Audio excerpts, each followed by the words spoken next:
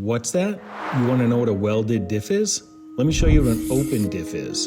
And diff is short for differential, and that goes in the transmission, and that's what spins the axles, which spin the wheels.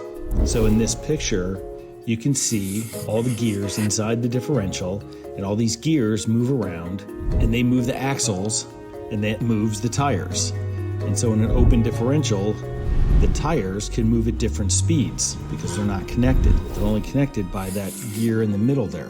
However, if you're racing and you're only having one tire spin, that's not a great thing.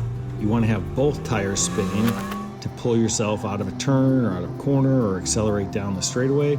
So what most people do is they install an LSD, a limited slip differential, which I'm not going to show you a picture of because I don't have one in the car. So we put our spare transmission, which is in the car now, which has a welded diff.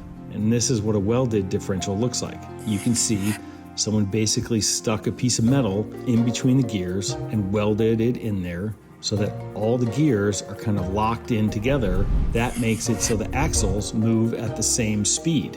On a rear-wheel drive car, it's not so bad. But on a front-wheel drive car, like the GTI, it makes it really hard to turn at slow speeds. So you may see us in the pits really struggling to turn the car and go slow.